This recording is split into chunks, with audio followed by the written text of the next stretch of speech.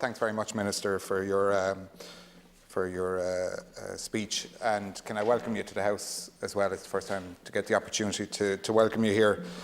Can I first of all just say Senator Tim Lombard would have liked to be in here, but he couldn't, and he just wanted to put on the record of the House and to let the Minister know directly as well that he has his full support on this and on this bill today.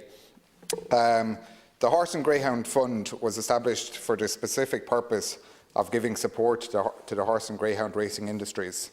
It enables the state bodies to develop and provide economic support to the industries in their entirety and help stimulate economic activity in areas with very few employment opportunities.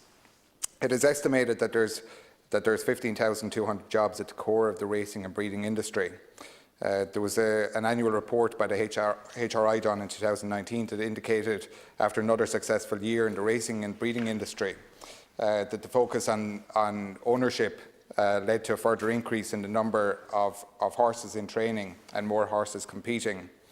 And in 2019 there was an increase as well of 3% in attendance figures, and this was an increased demand for Irish horses at sales, which is obviously very welcomed with the uncertainty of Brexit.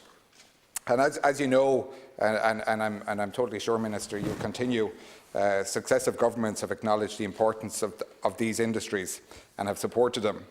The support provided by public funds through investment in these industries has enabled Ireland to develop and become a world-class reputation for excellence in horse racing, greyhound racing and breeding.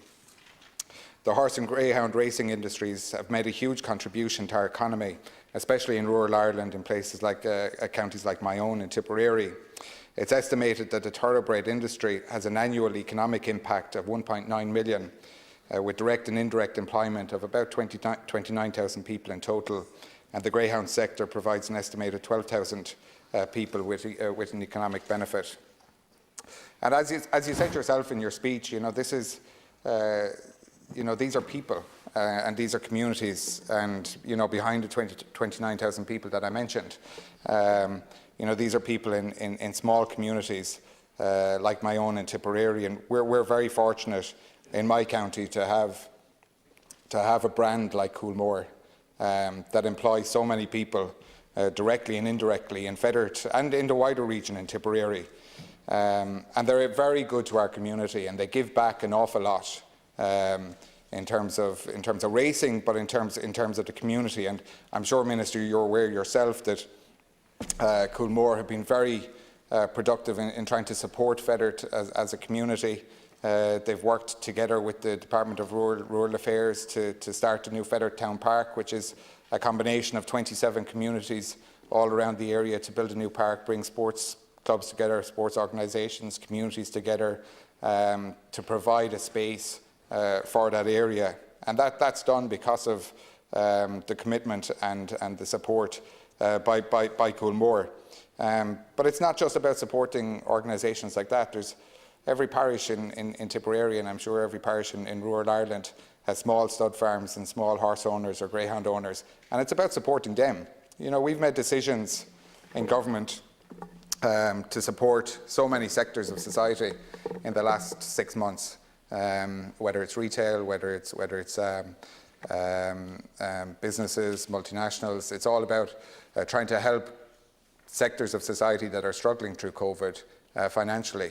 And the horse racing and greyhound racing is no different, and they need support, especially at this time. And I just want to commend the horse racing industry in terms of, since they've got racing back in June, when a decision was made by government to let them race again, albeit behind closed doors. But it's given an awful lot of joy to people. So look, I've a number of questions actually, just in terms of, because as you know yourself, people who own animals and who own horses and who own greyhounds, they're animal lovers, and they treat their animals with huge respect. And I know from a department perspective, animal welfare and issues related to animal welfare are very important.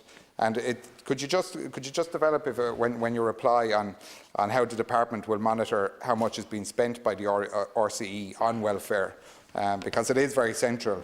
And just maybe if you could develop, or if you could expand just on the traceability and what the traceability system will provide for, and will there be a traceability system for all the greyhounds? And then in terms of greyhound tracks, will the restaurant facilities at the stadiums, will they operate in accordance with COVID-19 protocols? In my opinion, the restaurants, their arrangements should operate as a single operation within the stadiums, as was the case in July and August of this year.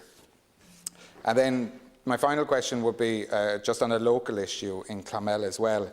What's the position regarding the private racetracks? We've 6 of them around the country in Lifford, Longford, Thurles, Enniscorthy, Kilkenny, Dundalk, but Clonmel as well. And as you know yourself, there's been ongoing issues in terms of Clonmel racetrack and with the Davis Road Greyhound Stadium, and that they've had engagement to try and come up with a resolution. And there was a new stadium built there in the early 2000s. And I think it's important from the perspective of people who are part of that consortium, who've put an awful lot of effort in over the last number of years just to try and keep that stadium afloat and try to keep it going. Can you just confirm, or can you give an indication yourself that that you would agree with me that the importance of greyhound tracks like Clonmel need to be protected, need to be supported, and that there needs to be real engagement between both sides to make sure that there's a resolution and that Clonmel Greyhound track can be supported going forward? But look, thank you very much, Minister, and I welcome you. Thank you. Thank you very much, Senator Ahearn.